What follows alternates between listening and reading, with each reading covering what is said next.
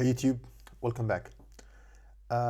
Today is the 10th episode of our series of the system design fundamentals.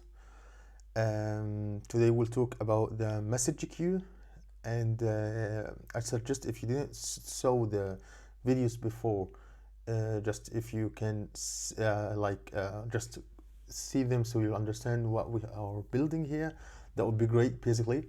However, I will just make a quick overview of this system so you'll understand if you're not if you didn't see anything before like that before, so you understand what we are doing here.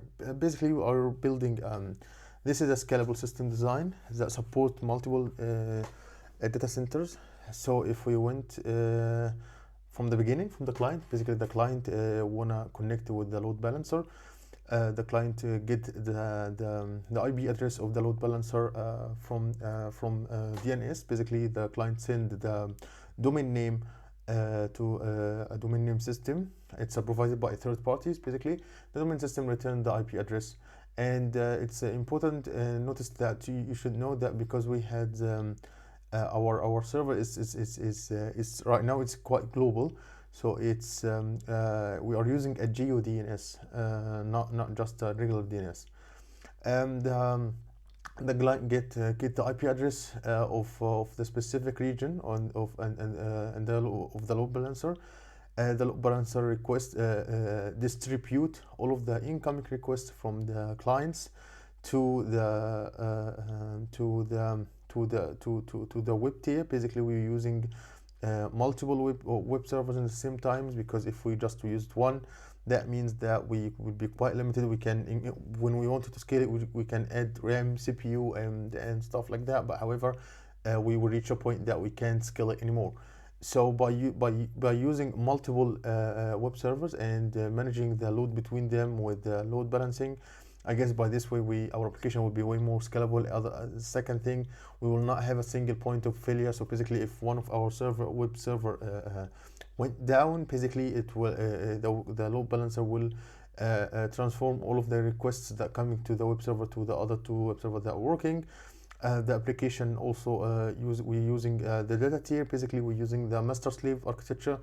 We have two layers, basically one master database that supports the write operations and copy everything basically in that master has into the slave. The slaves working only with the read operations, and if one of the slaves went down, the other one will continue working.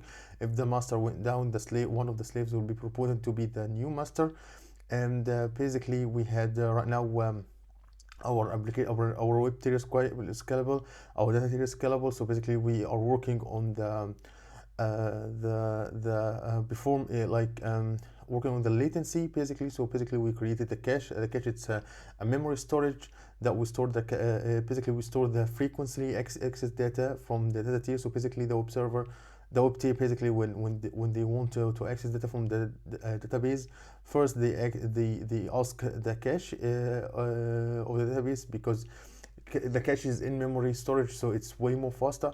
So if the cache has the data, it will send it back to the web tier. Basically, if the cache doesn't have the data, the web tier will request the data from the database and store it in the cache. And yeah, when we have the cache, we want to make sure that our token, our expired token is not too long, and also it's not too short, to make sure that if it's too long, our data couldn't be reliable. If it's too short, whenever we access the cache, it will be quite empty. And also to improve the latency, we create a CDN to catch all of the static content like images, CSS, JavaScript, HTML, things like that. So basically, instead of the client request the data that it needs, like image, something like that, from its local source that could be like way more far away, the CDN cache this information, and it store it into the closest geographic location to the actual client, and this is improve the latency. This is like make the latency way more smaller, and improve the user experience. And right now our application went quite scalable. A lot of users love it. So basically we have a global audience. So basically We build geographic, we build data centers. Basically, we have two data centers. Basically, it's a geographic data centers, and actually the client can access the right geographic one by DNS geographic service, basically. And basically, if one of the geographic went down, the load balancer will redirect all the requests that from this region to this region. And basically each region has a replicas of all the other regions to make sure that we don't have any failover, basically. And before I forgot, basically our application in the web tier it's stateless, basically. There is any web server doesn't store any any state, basically. And instead of putting the user session into each web server, because this will cause a lot of problem, because if we have put the state for each web server, that means if one of the user is connecting only with this web server, and this web server, for example, went down, the user data basically also went gone with it. We can't get the user data again, and the user will have only to connect to this web server to make sure that it can access its right data for authentication or something like that.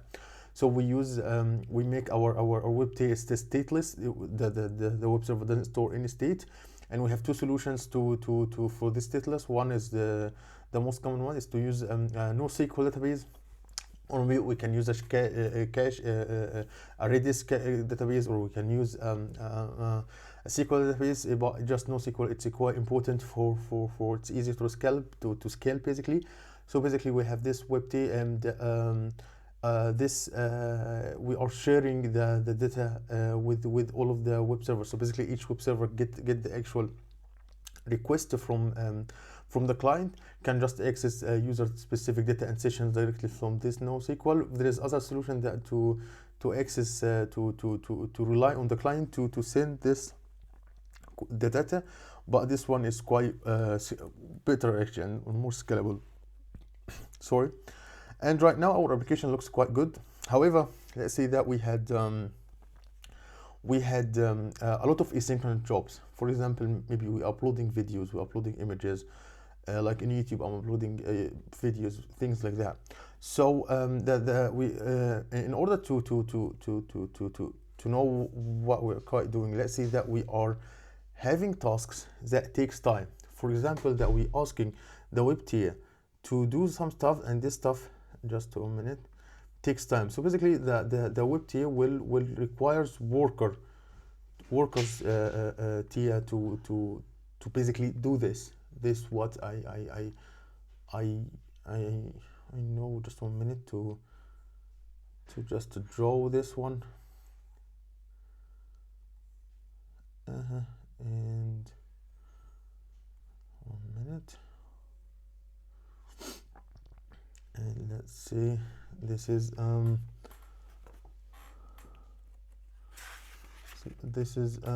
workers.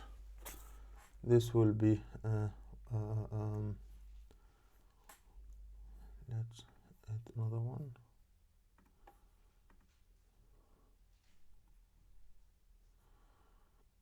So basically we had multiple workers.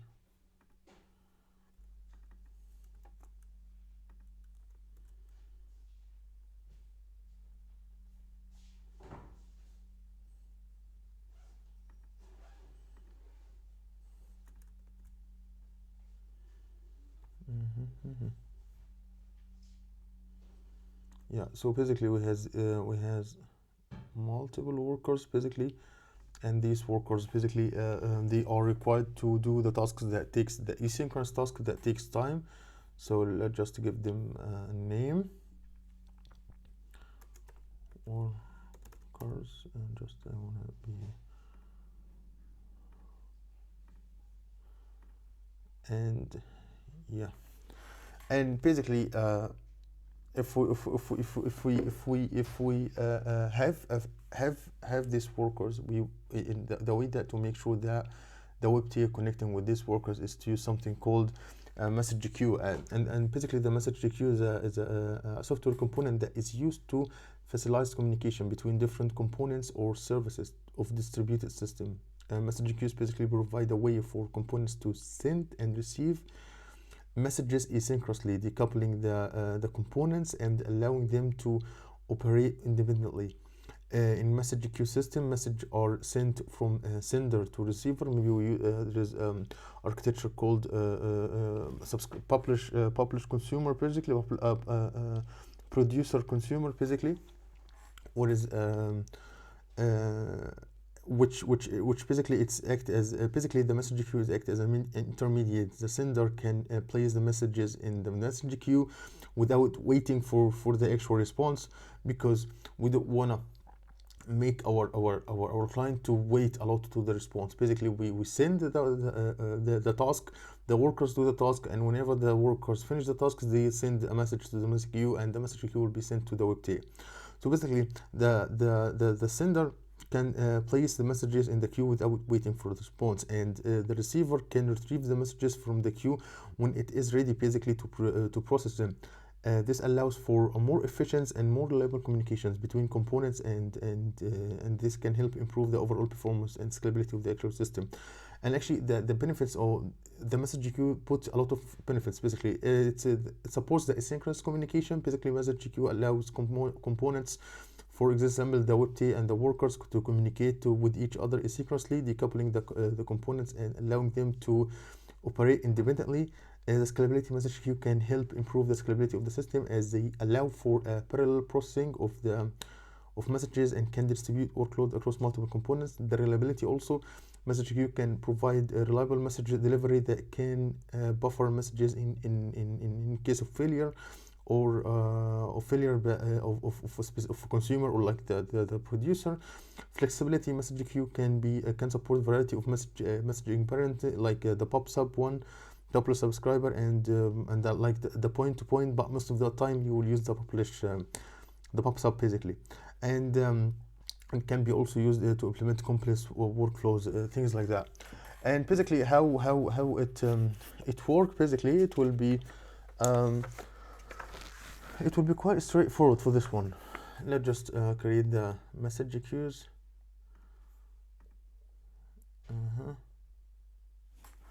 This one will be the message queue. Let's just put messages in it. Let's assume that we are putting messages. Just let them be way more small, like really small.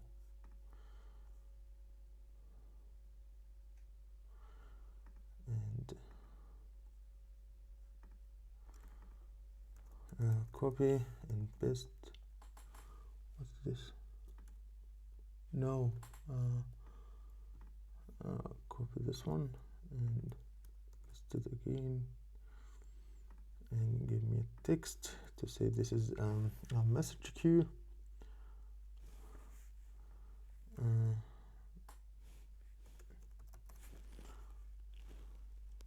Message queue, and yep, that's it. Okay, and let's just put basically the web server will send the message to the message queue. And just let me make this one quite fat, and the message queue will send the messages to the workers. Once the workers get it, they will send it back, and basically let's just copy this one, and let's basically delete this one. Let's just copy. No.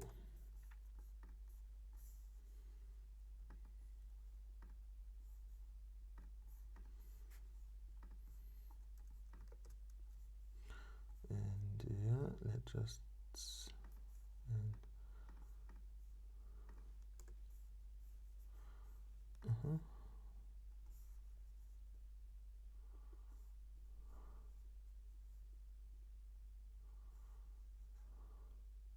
Okay, and just make this one also quite thick. This will be EU2, and just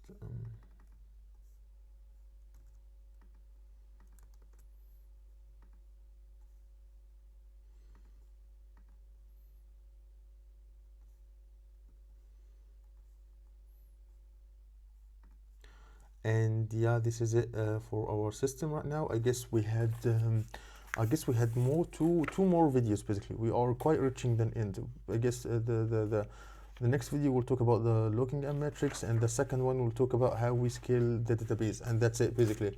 So yeah, we quite we about, and after that we will start into really building real designs. Basically, like we start with building real designs. And yeah, that's it for today's video. If you like, give me subscribe to this channel, give me a thumbs up, and things like that. You know everything. And yeah, thank you for this video, for watching this video, and see you soon.